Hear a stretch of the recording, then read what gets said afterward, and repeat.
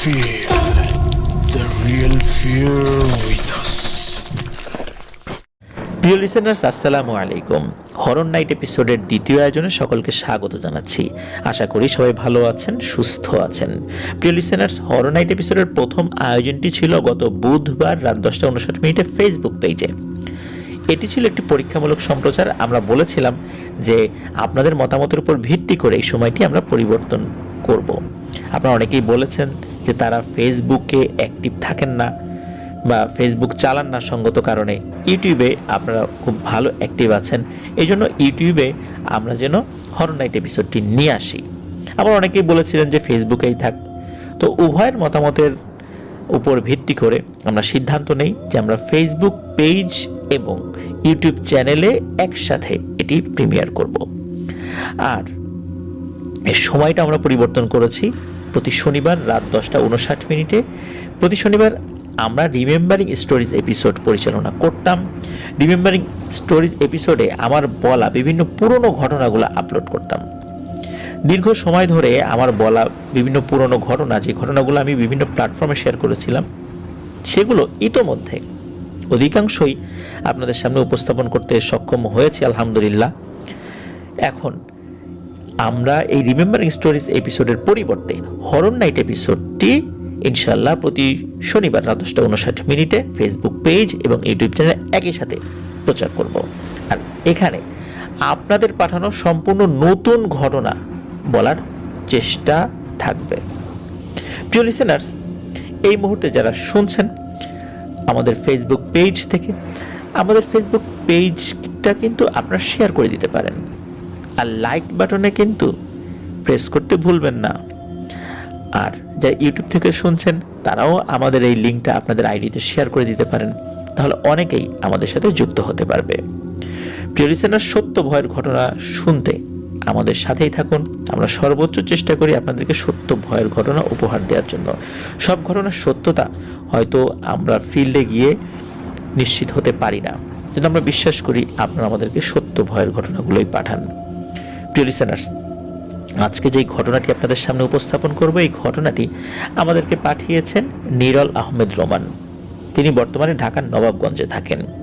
ঘটনাটি অনেক আগের একটি ঘটনা। এই ঘটনাটির সময়কাল 1925-30 এরকম সময়কাল হতে পারে, নির্দিষ্ট করে সালটা বলা যায়নি। এটা ব্রিটিশ পিরিয়ডের ঘটনা, এতটুকু নিশ্চিত। আর এই ঘটনাটি এই রোমান ভাই উনি ওনার দাদার কাছ থেকে শুনেছিলেন, আর ওনার দাদা ওনার বাবার কাছ থেকে শুনেছিলেন। তাহলে বুঝতে পারছেন কত আগের ঘটনা। আর ওনার দাদার বাবা যেভাবে বলেছিলেন ঠিক সেভাবে আমরা সাজিয়ে গুছিয়ে আপনাদের সামনে উপস্থাপন করার চেষ্টা করব ইনশাল্লাহ, যাতে করে আপনারা সহজে বুঝতে পারেন। তো বলছেন ইউসুফ আলী হাওলাদার, যিনি এই রোমান ভাইয়ের দাদার বাবা।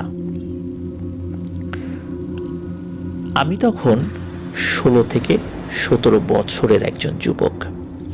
আমার পড়ালেখার জন্য আমাকে আমার মামা বাড়ি রেখে আসে আমার বাবা মা। ওখানে বেশ ভালোই দিন যাচ্ছিল। আমার নতুন জায়গা, নতুন লোকজন, রাস্তাঘাট এগুলো ভালোই লাগে। আর যেহেতু মামার বাড়ি, ভালো লাগাটাই স্বাভাবিক। আমার লেখাপড়া বেশ ভালোই চলছিল। আস্তে আস্তে 1 মাস 2 মাস এভাবে যেতে যেতে 7টি বছর কেটে যায়। ওখানে আমার বেশ কিছু বন্ধু হয়ে যায়। লেখাপড়া করতে গিয়ে আমার ক্লাসমেট ছিল, একই সাথে খেলাধুলা করেছি, বড় হয়েছি, দীর্ঘ একটি সময় কাটিয়ে দিয়েছি। আমার বন্ধুদের মধ্যে একজনের নাম ছিল রহমত আলী। একদিন সন্ধেবেলা আমাদের পাশের গ্রামে আগুন লেগে যায়, যার কারণে অনেক ঘর বাড়ি পুড়ে যায়। ওই রহমত আলীর বাড়ি ওই গ্রামেই ছিল। আগুনে পুড়ে যায় বহু ঘর, বহু মানুষ মারা যায়। ওই সময় তো বৈদ্যুতিক কোনো ব্যবস্থা ছিল না গ্রামে, যার কারণে যোগাযোগ ব্যবস্থাও কিন্তু খুব একটা ভালো ছিল না। যোগাযোগের মাধ্যম হিসাবে ছিল চিঠি, তারপরে খুব ইমার্জেন্সি হলে টেলিগ্রাম আসতো। মানুষ সাইকেলে করে বা হেঁটে হেঁটে তার গন্তব্যে যেত। ওই সময়ে ওই গ্রামে প্রচুর মারামারি খুনোখুনি হতো। বেশিরভাগ ক্ষেত্রে এক প্রতিবেশী আর এক প্রতিবেশীর সাথে ঝগড়ায় লিপ্ত থাকতো। জায়গা জমি নিয়ে ঝামেলা, এটা নিয়ে ঝামেলা, ওটা নিয়ে ঝামেলা, যার কারণে একজন আরেকজনকে দেখতে পারতো না। স্বাভাবিকভাবে গ্রামে এই বিষয়টি আমরা দেখতে অভ্যস্ত নই, কারণ গ্রামে একজনের বিপদে আরেকজন এগিয়ে আসে। যদিও বা ঝগড়াঝাটি থাকতেই পারে, কিন্তু ওই গ্রামটি ছিল কিছুটা ব্যতিক্রম। সারাক্ষণ একটা অস্থিরতা ওই গ্রামে বিরাজ করত। কি কারণে আগুন লেগেছিল, কেউ শত্রুতা করে লাগিয়েছিল কিনা, এই বিষয়টি জানা যায়নি। কারণ এই আগুন এত দ্রুত বিভিন্ন বাড়িতে ছড়িয়ে পড়ে, এটি ছিল অকল্পনীয়। হয়তোবা কেউ শত্রুতা করে একই সাথে বিভিন্ন বাড়িতে আগুন ধরিয়ে দিয়েছিল, যার কারণে অনেক মানুষ আগুনে পুড়ে মারা যায়। আগুনের যে লেলিহান শিখা দাউ দাউ করে জ্বলতে থাকে। গ্রামে কিন্তু এক বাড়ি থেকে আর এক বাড়ির দূরত্ব রয়েছে।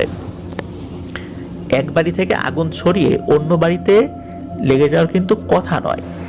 তাহলে নিশ্চিতভাবে বলা যায় কোনো ব্যক্তি ইচ্ছাকৃতভাবে এক বাড়িতে আগুন লাগিয়ে আর এক বাড়িতে গিয়েছে, তারপর আর এক বাড়িতে লাগিয়েছে, এমন কাজ হতে পারে, কিন্তু এটি জাস্ট সন্দেহ মাত্র, নিশ্চিতভাবে বলা যায় না।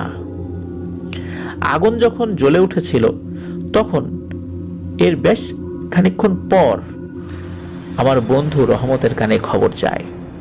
সে বাজারে ছিল, বাজার থেকেই দৌড়ে চলে যায় তার বাড়ির দিকে।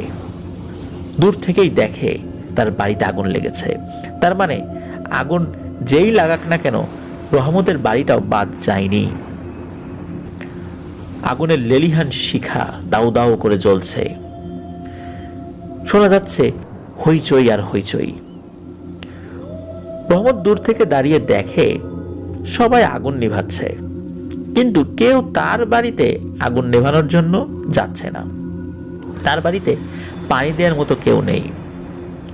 যেহেতু ওই গ্রামে একজন আরেকজনের সাথে ঝামেলা লিপ্ত ছিল, এই কারণে যে যার চিন্তা নিয়ে ব্যস্ত ছিল।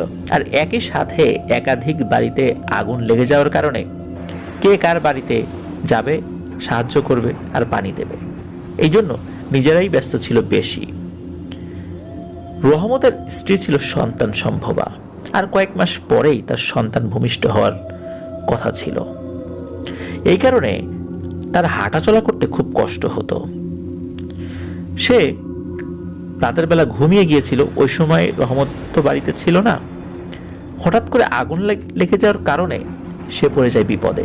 চারদিক থেকে যখন আগুন তাকে গ্রাস করে ফেলে, তখন সে বাড়ির বাইরে যেতে পারছিল না। চিৎকার করে বলছিল, কে কোথায় আছো, আমাকে বাঁচাও, আমাকে বাঁচাও, আমার সন্তানকে বাঁচাও। কিন্তু কেউ তার দিকে কিন্তু এগিয়ে যায়নি, কেউ যায়নি তার বাড়ির আগুন নেভাতে। রহমত দূর থেকে শুনছিল তার স্ত্রীর চিৎকার, কিন্তু যেতে যেতেই সব শেষ হয়ে যায়। তার স্ত্রী আগুনে পুড়ে মারা যায়। রহমতের মনে প্রচন্ড দুঃখ অনুভূত হয়। তার স্ত্রীর মৃত্যু, সেই সাথে তার অনাগত সন্তানের মৃত্যু। কেউ এগিয়ে এলো না, কেউ তার বাড়ির আগুন নেভানোর জন্য এক ফোঁটা পানিও আনলো না, কেউ চেষ্টাও করলো না। এ কেমন বিচার হলো, এ কেমন মানবতা হলো? এসব চিন্তা করে রহমত প্রতিশোধের নেশায় পাগল হয়ে ওঠে। কিন্তু সে বুঝতে পারে যে প্রতিশোধ নিয়ে এখন কোনো লাভ নেই। এই কারণে লাভ নেই, সে প্রতিশোধ নিতে গিয়ে হয়তোবা বড়জোর একজনকে ক্ষতি করতে পারবে। কিন্তু যে গ্রামের মানুষ এইভাবে একজন আরেকজনের বাড়িতে আগুন লাগায়, একজন আরেকজনের বিপদে এগিয়ে আসে না, সারাক্ষণ একজন আরেকজনের পিছনে লেগে থাকে, সেই গ্রামের মানুষদের আর বাঁচার অধিকার নেই। যে গ্রামের মানুষ আমার স্ত্রীকে বাঁচালো না, এই গ্রামের মানুষদের আসলেই বেঁচে থাকার কোনো প্রয়োজন নেই। প্রতিশোধ নিতে হবে। আমার স্ত্রী এভাবে চিৎকার করলো, কারো কানে গেল না, কেন এগিয়ে এলো না? এসব চিন্তা করতে করতে তার স্বাভাবিক যে চেতনা থেকে বের হয়ে আসে। সে চিন্তা করে সে আর এই গ্রামে থাকবে না। তার যত সহায় সম্পত্তি ছিল, এগুলো সিংহভাগ অংশ সে বিক্রি করবে, কিছু অংশ রেখে দেবে, কারণ সে আবার ফেরত আসবে, সে আসবে প্রতিশোধ নিতে। সে চিন্তা মতো তার সম্পত্তির বেশ একটা অংশ একজনের কাছে বিক্রি করে দেয়। টাকা নিয়ে সে চলে যায় ভারতের কোনো একটা জায়গায়। সেখানে গিয়ে বিষ্ণু যশ নামে একজন তান্ত্রিকের সন্ধান পায়। এই বিষ্ণু যশ ছিলেন বিশাল বড় একজন তান্ত্রিক, অনেক ক্ষমতার অধিকারী। তো এই রহমত মিয়া তার সমস্ত যে টাকাগুলো নিয়ে সেখানে গিয়েছিল, সেখানে গিয়ে আশ্রয় নেন ওই বিষ্ণু যশ নামে তান্ত্রিকের কাছে এবং তার কাছে শিষ্যত্ব গ্রহণ করার জন্য অনুরোধ জানান। এখন বিষ্ণু যশ তান্ত্রিক বলে যে, রহমত, তুমি ইসলাম ধর্মের অনুসারী, কিন্তু আমি না হিন্দু, না মুসলিম, না বৌদ্ধ, না খ্রিস্টান। আমি সম্পূর্ণ ভিন্ন ধর্ম পালন করি, আমার নিজের মতো করে পালন করি। সুতরাং তুমি যদি আমার এই তন্ত্রবিদ্যা শিখতে চাও, তাহলে তোমাকে ধর্ম ত্যাগ করে আমার ধর্মে দীক্ষিত হতে হবে। শুধু তুমি না, অন্য যে কেউ যদি আসে তাকেও তার ধর্ম ত্যাগ করে আমার ধর্মে দীক্ষিত হবে, না হলে আমি এটা শেখাতে পারবো না। কারণ আমার রিচুয়ালগুলো, আমার তন্ত্রমন্ত্রগুলো, আমার পূজাগুলো অন্য কোনো ধর্মের সাথে মিলবে না। এই জন্য তোমাকে এক নতুন ধর্মে দীক্ষিত হতেই হবে, তা না হলে তুমি আমার কাছে এই কোনো কিছু শিক্ষা পাবে না। আমি তোমাকে শিক্ষা দিতে পারবো না, দিলেও কোনো কাজ হবে না। প্রতিশোধের নেশায় রহমত এক মুহূর্ত দ্বিধাবোধ করলেন না। তিনি ধর্ম ত্যাগ করলেন, ওখানে নতুন এক ধর্মের অনুসারী হন, যেটা না হিন্দু, না বৌদ্ধ, না খ্রিস্টান। এটা সম্পূর্ণ ভিন্ন ধর্মী একটা সংস্কৃতি ছিল, যেটা ওই বিষ্ণু যশ নামের তান্ত্রিক চালু করেছিলেন। যেহেতু উনি ব্ল্যাক ম্যাজিকের প্র্যাকটিস করতেন, ওনারও বেশ কিছু অনুসারী ছিল, এই জন্য ওনারা ওনাদের মতো করে এক ধরনের ব্যবস্থা চালু করেছিলেন। আমরা যেমন জন্মের পর একটা নির্দিষ্ট সময়ে মুসলিমরা আকিকা দেই, তেমনি হিন্দুরাও কিন্তু একটা নির্দিষ্ট অনুষ্ঠান করে যেখানে সন্তানের নাম রাখা হয়। আর এই রহমতের ধর্মত্যাগ এবং নতুন নাম রাখা নিয়ে একটি রিচুয়াল করে তার নাম রাখা হয় শিষ্য রুদ্রতান্ত্রিক, যেখানে 7টি মোরগ বলি দেওয়া হয়েছিল। এই রহমত ভারতে আর একটা বিয়ে করলো, ওখানে তার 2 বছর একটি সন্তানও হলো। তিনি এই বিষ্ণু যশ তান্ত্রিকের কাছে অনেক ভয়ঙ্কর ভয়ঙ্কর জাদু শিখলেন, বিশেষ করে পিশাচকে দিয়ে কিভাবে কাজ করাতে হয় সেই জাদু। একটা সময় যখন তার মনে হলো এখন সে গ্রামে ফিরে গিয়ে তার সেই প্রতিশোধের নেশা দমাতে পারবেন, তখন তার বউকে সাথে নিয়ে আর তার ছেলেকে নিয়ে আবার গ্রামে ফেরত আসে। যখন এই গ্রামে উনি ফেরত আসেন, তখন স্বাভাবিকভাবে আবার সেই পুরনো কথাগুলো আরো বেশি করে মনে পড়ে যেতে থাকে। প্রতিশোধের নেশা তো ছিলই, কিন্তু গ্রামে ঢোকার পর বারবার মনে হচ্ছিল তার স্ত্রীর চিৎকার তার কানে ভেসে আসছে। এই গ্রামটি মাদারীপুরের একটি গ্রাম ছিল। তিনি গভীর রাতে সাধনার মাধ্যমে জানতে পারেন যে তার জাদুটি সফল করার জন্য তাকে কিছু কাজ করতে হবে। প্রথমে তাকে এমন একটি গর্ভবতী মহিলাকে খুঁজতে হবে যিনি তার পেটে গর্ভে যে সন্তান ছিল ওই সন্তান থাকা অবস্থায় আত্মহত্যা করেছেন। তারপর 2 বছর একটি ছেলে সন্তান থাকতে হবে, আর আরো একটি ছেলে জোগাড় করতে হবে যার পৃথিবীতে কেউ নেই এবং যে ছেলেটি অমাবস্যার রাতে জন্মগ্রহণ করেছে। এই সব কিছু জোগাড় করতে তার অনুগত কিছু খারাপ জিনেরা সাহায্য করেছিল তথ্য দিয়ে, এবং এইগুলো খুঁজে বের করতে করতে করতে করতে দীর্ঘ সময় লেগে যায়। দীর্ঘ সময় বলতে 1 বছর বা তারও কিছু বেশি সময় লেগে যায়, কারণ সব কিছু তো মেলে না, একটা মেলে তো আর একটা মেলে না। আর এভাবেই সময়টা লেগে গিয়েছিল। আগুন লাগার পর 4 বছরেরও বেশি সময় কেটে যায়। সেই রুদ্রতান্ত্রিক মানে রহমত কোনো এক কালো অমাবস্যার রাত্রে আসন বসায়। সেখানে 3 শ্রেণীর 3 জন জিন আসে। এর মধ্যে একজন ছিল হিন্দু ও পুরুষ জিন, আর একজন ছিল মহিলা জিন, আর শেষের জিনটি খুবই ভয়ঙ্কর। সেই জিনটি নারীও ছিল না, পুরুষও ছিল না, অদ্ভুত এক জিন ছিল, অত্যন্ত শক্তিশালী এক জিন সেটি। ওই হিন্দু পুরুষ জিনটি রুদ্রতান্ত্রিকের কাছে বলে যে সেই গর্ভবতী মহিলা যে আত্মহত্যা করেছিল পেটে সন্তান রেখে, তাকে দিতে হবে, মানে সেই মহিলার লাশকে ওই জিনকে দিতে হবে। আর ওই মহিলা জিনটি রুদ্রতান্ত্রিকের কাছে অমাবস্যা রাতে জন্মগ্রহণ করা এতিম ছেলেটিকে চায়। এটিও তো তথ্য সংগ্রহ করে রেখেছিল যে কোথায় পাওয়া যাবে, কার বাড়িতে এটা আছে, বা এই ছেলেটি কোথায় থাকে। আর ওই যে জিনটি, যে পুরুষও না আবার মহিলাও না, এই জিনটি সম্পূর্ণ ভিন্ন একটা জিনিস চেয়ে বসে। কথা ছিল 2 বছর একটা ছেলে লাগবে, কিন্তু সেই ছেলেটা কে হবে? ওই জিনটি বলে বসে, রুদ্রতান্ত্রিক, তোমার কাছে অন্যের ছেলে আমি চাই না, তোমার নিজের ছেলেকেই দিতে হবে, এবং শুধু দিলে হবে না, সেই ছেলেকে জীবন্ত অবস্থায় শরীরের চামড়া খুলে তারপর দিতে হবে। তোমার ছেলে অনেক চিৎকার করবে, কিন্তু সেদিকে তোমার পিতৃতুল্য মন গলানো যাবে না।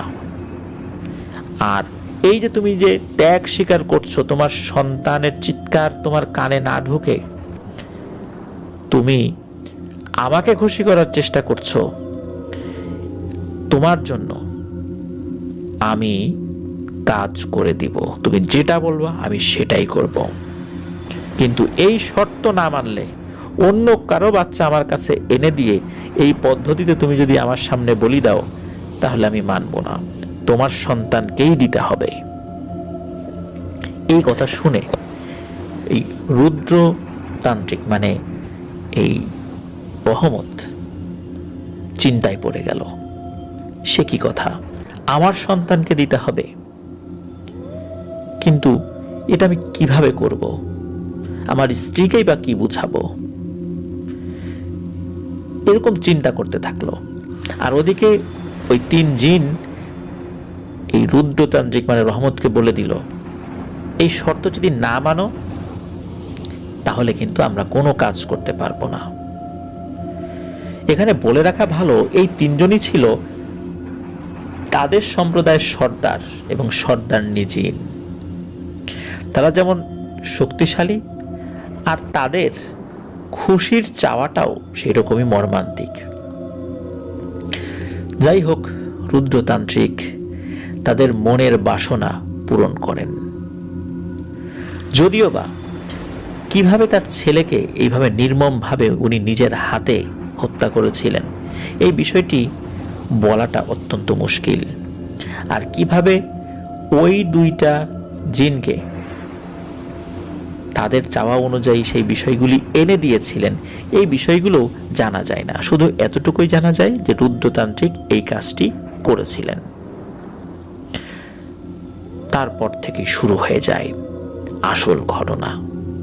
শুরু হয়ে যায় ভয়ঙ্কর পিশাচের তাণ্ডব। সপ্তাহখানেকের মধ্যে ওই গ্রামের বেশ কিছু মানুষ মারা যেতে থাকে, অনেক শিশুরাও মারা গেল। আর যারাই মারা যেত তাদের লাশ দেখে সকলেই ভয় পেত। ভয়ে কাতরাতে কাতরাতে কেউ আবার নিজেই অজ্ঞান হয়ে যেত। খুব বিভৎস অবস্থা। গ্রামে প্রথম যে লোকটি মারা যায় তার একটি চোখ উপড়ে ফেলা হয়, আরও একটি চোখ সেটা অবশিষ্ট থাকে, ওটি ভালো থাকে, কিন্তু ওই ব্যক্তির হৃৎপিণ্ড পাওয়া যায় না। আর যে চোখটি অবশিষ্ট ছিল সেই চোখে ভয়ঙ্কর ভয়ের ছাপ ছিল, চোখটি তাকিয়েছিল, কিন্তু কি দেখেছে সে তো আর বলতে পারবে না, সে তো মারা গিয়েছিল। এইভাবে লাশ পাওয়া যায়। কি সমস্যা হচ্ছিল কেউ জানে না। এরই মধ্যে একজন লোক তার আত্মীয় বাড়িতে বেড়াতে আসে। তো গ্রামে ঢোকার পথে রাস্তার বাম পাশে একটি ছোট্ট কালভার্টের মতো ছিল ওই সময়ের, আর রাস্তার ডান পাশে একটি শিমুল তুলা গাছ আছে। লোকটি যখন এই গ্রামে ঢোকার সময় এই গাছের নিচ দিয়ে যাবে, তখন উনি দূর থেকে খেয়াল করে দেখলো তুলা গাছের উপর একটি মহিলার অবয়ব দাঁড়িয়ে আছে। ঘাড় ঘুরিয়ে তার দিকে বড় বড় চোখ করে তাকালো, আর তার চুল এতটাই বড় যে পুরো গাছটাকে ওই চুল দিয়ে ঢেকে রেখেছে। লোকটি খেয়াল করলো মহিলা বা যাই হোক না কেন, এটি খুবই ভয়ানক একটা জিনিস। এটি দেখে ওই লোকটি পেছন দিকে দৌড় দেবে, এমন সময় কেউ তাকে সজোরে এক থাপ্পড় মারে। থাপ্পড় মারার সাথে সাথে ওই ব্যক্তি সেন্সলেস হয়ে যায়। আর ওইদিকে ওই লোকের আত্মীয় স্বজনরা তার জন্য অপেক্ষা করতে করতে তাদের চোখে ঘুম চলে এসেছে, এমন একটা ভাব। কারণ ওই লোকটি আসার আগে টেলিগ্রাম করেছিল যে সে কবে আসবে, কখন আসবে। এই জন্যই মূলত ওই আত্মীয় স্বজনরা জানতে পেরেছিল। এদিকে তার দেরি দেখে ওই ঘরে যারা পুরুষ লোক ছিল তারা সিদ্ধান্ত নেয় যে একটু সামনের দিকে এগিয়ে গিয়ে দেখতে হবে যে সে কত দূর এসেছে বা তাকে পাওয়া যায় কিনা। কিন্তু যাবার আগেই তাদের ওই ব্রিজ আর গাছের কথা মনে পড়ে যায়, যেটা গ্রামে ঢোকার প্রথমেই পড়ে। আর তারা তো ব্যাপারটা কিছুটা আঁচ করতে পারে যে এমনিতেই বেশ কিছু সমস্যা গ্রামে চলছে, তারপর কোনো বিপদ হলো না তো। এই কারণে তারা আরো কয়েকজন লোক জোগাড় করে তাদের সাথে ওই ব্রিজ আর গাছের দিকে চলে আসে। তারা যেটা দেখে ওটা দেখে তারা প্রচন্ড ভয় পেয়ে যায়। তারা দেখে ওই লোকটিকে গাছের সাথে উল্টো করে ঝুলিয়ে রাখা হয়েছে, আর তার একটি চোখ বেয়ে রক্ত পড়ছে। সবাই বিষয়টা বুঝতে পারল, আর বুঝতে পেরে বারবার তাকে চেষ্টা করছিল যে আসলে সে জীবিত আছে কি না এটা বোঝার জন্য। বুঝতে পারে যে না, সে জীবিত আছে, কিন্তু অবস্থা ভালো না। তখন কি করবে ওই অবস্থায়? গ্রামে তো ওই সময় এরকম হসপিটাল ছিল না, হসপিটাল ছিল আরো অনেক দূরে। যেহেতু গেস্ট মানুষ, অতিথি, তাকে তো এরকম বিপদে ফেলে রাখা যায় না। ওই অবস্থাতেই গ্রামের লোকজন বাঁশের একটি মাচা তৈরি করে তাকে কাছাকাছি কোনো একটি স্বাস্থ্য কেন্দ্রে, ওই সময় যেই ধরনের চিকিৎসা সেবা দেওয়ার জন্য যেই ধরনের ক্লিনিক বা এই টাইপের কোনো জিনিস ছিল সেই দিকে নিয়ে যাওয়া হয়। ঘন্টা দুয়েকের পর লোকটির জ্ঞান ফেরে। উপস্থিত সবাইকে সেই ঘটনা খুলে বলে যে সে কি দেখেছে, এবং সে বলতে বলতে আবার সেন্সলেস হয়ে পড়ে। ওই সময় ডাক্তার দেখে তাকে, তার প্রচন্ড জ্বর ছিল ওই সময়টাতে। ডাক্তার তাকে দেখে বলে যে এই ব্যক্তির বুকের দুই পাশের হাড়গুলো এমন ভাবে ভেঙেছে মনে হচ্ছে তার বুকের উপরে ভারী কিছু দিয়ে আঘাত করা হয়েছে। ওই সময় তো এত এক্সরে বা এই টাইপের ইকুইপমেন্টস গুলো ছিল না, বহু আগের ব্যাপার, সেই ব্রিটিশ পিরিয়ডের সময়কার।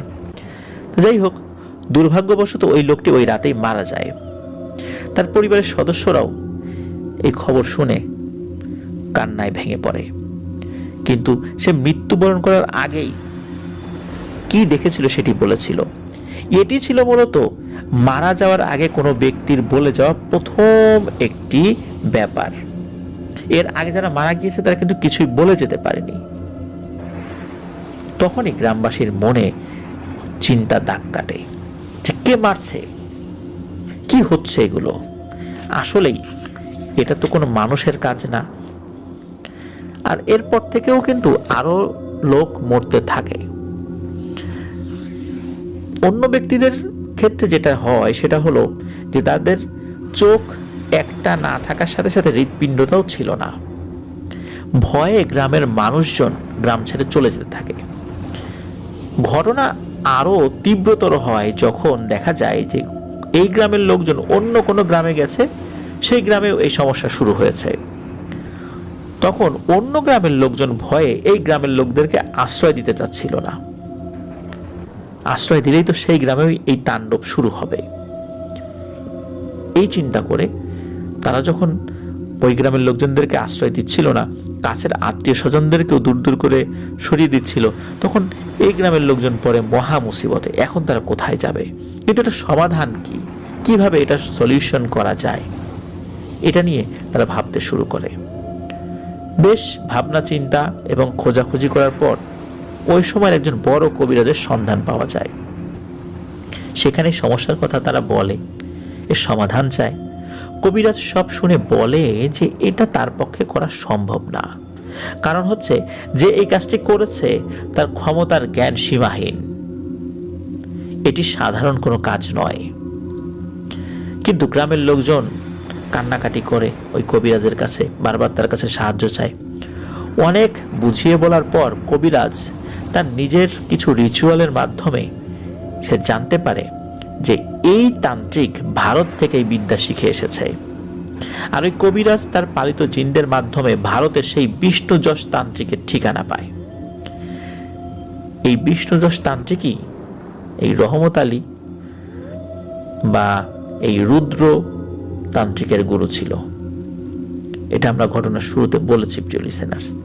যাই হোক, কবিরাজ তার জিনদের মাধ্যমে ভারতে সেই তান্ত্রিককে জানায় যে তার শিষ্য ভয়ঙ্কর কালো জাদু করে গ্রামের মানুষকে হত্যা শুরু করেছে।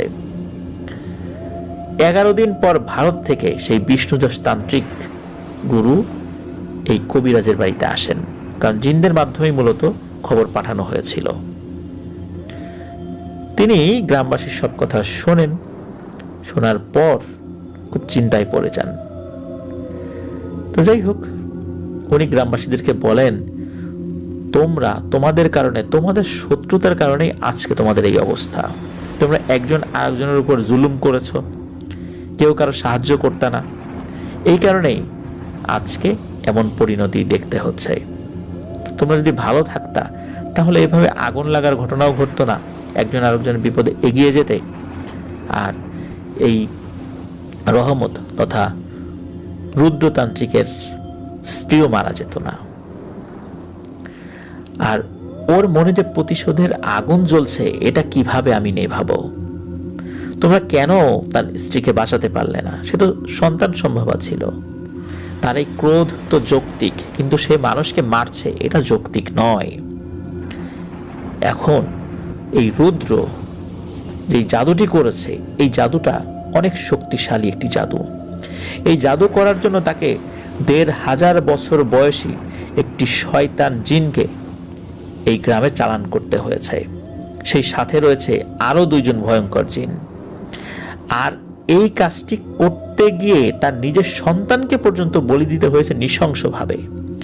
আর এর মধ্যে যে শক্তিশালী জিনটি, যে পুরুষও না আবার মহিলাও না, আর এর কোনো ধর্ম বা গোত্রও নেই, সে অন্যান্য জিনদের থেকে আলাদা। এ একটা ভিন্ন সম্প্রদায়ের জিন। অল্প কিছু জিন নিয়ে তার একটা ছোট্ট গোত্র রয়েছে, কিন্তু জিনদের অন্যান্য গোত্র বা বর্ণর সাথে তার মিল না থাকার কারণে তার উপর নিয়ন্ত্রণ করাটা অত্যন্ত দুরূহ ব্যাপার। আর ওর অনুগত যারা আছে বা ও নিজেও পুরুষও না এবং মহিলা না হওয়ার কারণে সে নারী পুরুষ কারোর উপরই রহম করে না, যে সবাইকে হত্যা করে। আর অন্য যে 2 পিশাচ আছে, এটাও অত্যন্ত শক্তিশালী।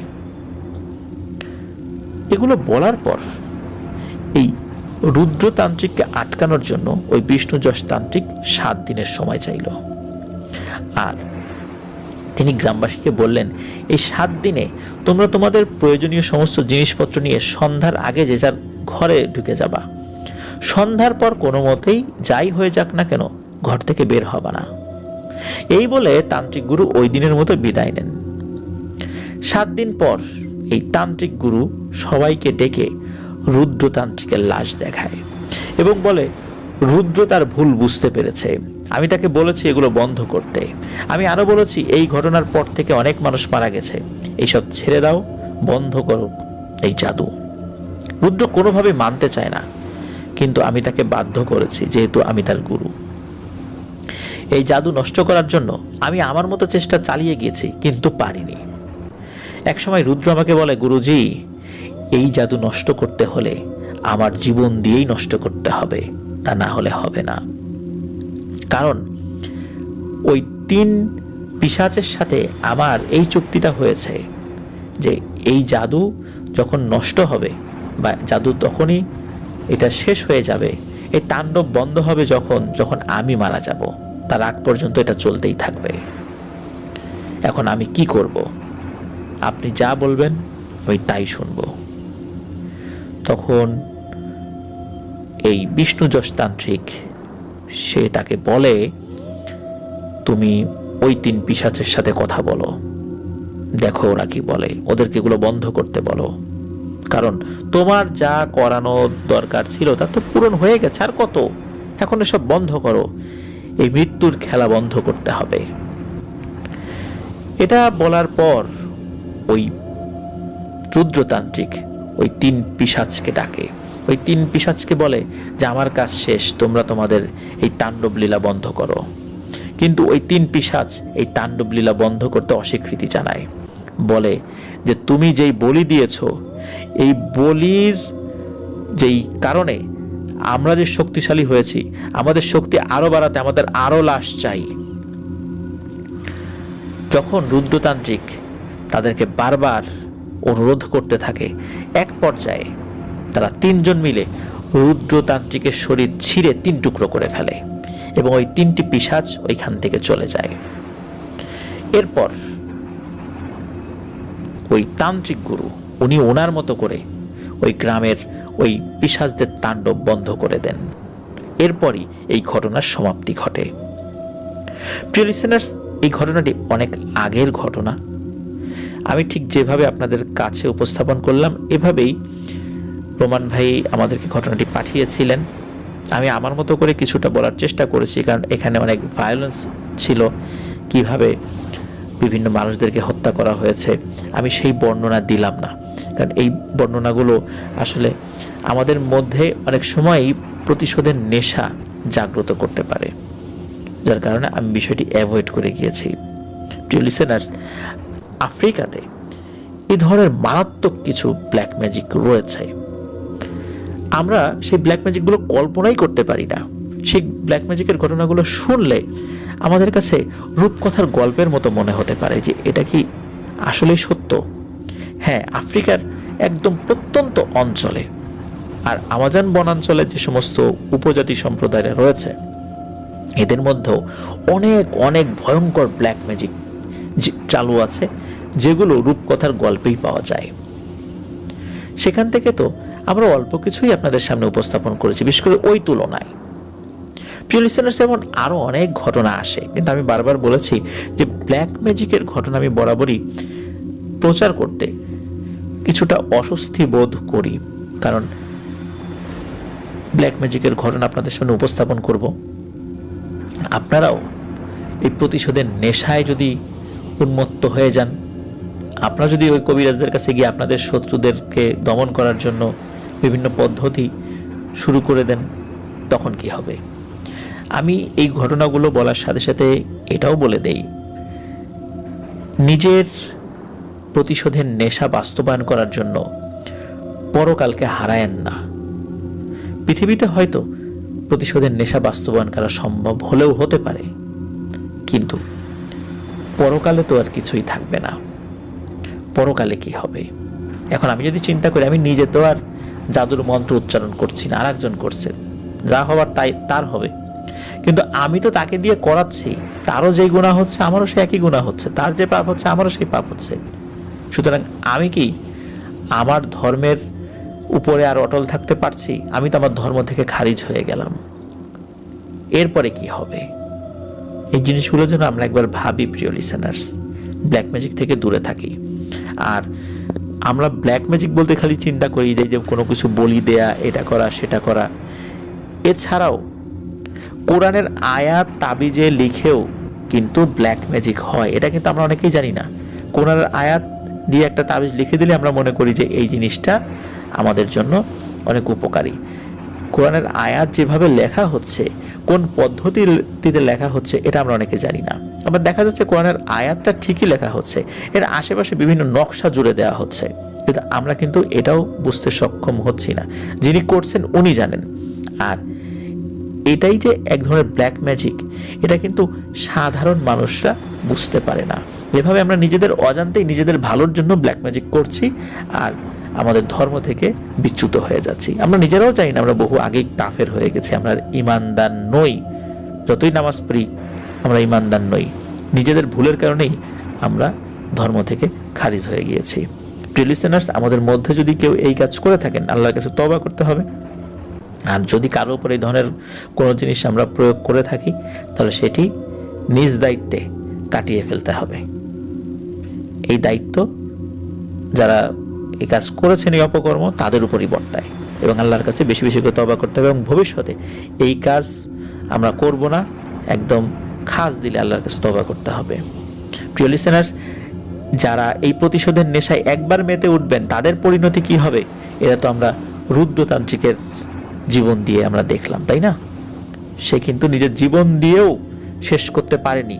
পরে ওই গুরুদেবের হস্তক্ষেপে ওই 3 তান্ত্রিক চলে গিয়েছে। সেও পারতো না যদি না ওই 3 পিশাচ রুদ্রতান্ত্রিককে না মারত। খুব কঠিন একটি ব্যাপার ছিল। প্রিয় লিসেনার্স, আশা করছি ঘটনাটি আপনাদের ভালো লেগেছে। ধন্যবাদ রোমান ভাই, চমৎকার একটি ঘটনা আমাদের সাথে শেয়ার করেছেন। আশা করছি আপনার কাছ থেকে আরও অনেক ঘটনা পাবো। প্রিয় লিসেনার্স, ইতোমধ্যে আমাদের সাথে যারা যুক্ত হয়েছেন আমাদের ফেসবুক পেজে এবং ইউটিউব চ্যানেলে, তাদেরকে আবারও সাধুবাদ জানাচ্ছি। আমাদের চ্যানেলে এখনও যারা সাবস্ক্রাইব করেননি তারা দ্রুত সাবস্ক্রাইব করে ফেলবেন প্লিজ। আর যারা ইতোমধ্যে সাবস্ক্রাইব করে ফেলেছেন, অসংখ্য ধন্যবাদ, জাযাকাল্লাহু খাইরান। প্রিয় লিসেনার্স, আমাদের ফেসবুক পেজ এবং গ্রুপে আপনারা কিন্তু সদস্য হতে ভুলবেন না। আপনারা আপনাদের মূল্যবান মতামত পোস্ট করে বা কমেন্ট করে আমাদেরকে জানাতে পারবেন।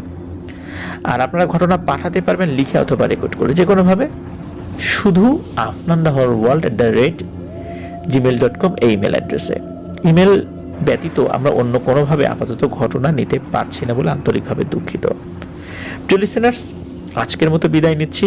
আসছে সোমবার অমীমাংসিত রহস্যের আরও একটি এপিসোড নিয়ে আপনাদের সামনে ইনশাল্লাহ হাজির হব। আর অমীমাংসিত রহস্য এপিসোড শুধু যারা অ্যাডভেঞ্চার প্রেমী তাদের জন্য। সেখানে কোনো ভৌতিক বিষয় থাকে না, শুধু থাকে পৃথিবীর আনাচে কানাচে ঘটে যাওয়া অমীমাংসিত কিছু রহস্য নিয়ে আলোচনা। প্রিয় লিসেনার্স, আজকের মতো বিদায় নিচ্ছি। সবাই ভালো থাকবেন, সুস্থ থাকবেন, আমার জন্য দোয়া করবেন, আমার পরিবারের জন্য দোয়া করবেন, আপনাদের জন্য দোয়া রইল, আপনাদের পরিবারের প্রত্যেকের জন্য দোয়া রইল। মহান আল্লাহ সুবহানাহু ওয়া তাআলা আমাদেরকে ভালো রাখুন, সুস্থ রাখুন, নিরাপদে রাখুন, আফনান দ্য হোল ওয়ার্ল্ডের সাথে রাখুন। আসসালামু আলাইকুম। প্রিয় লিসেনার্স, আসসালামু আলাইকুম।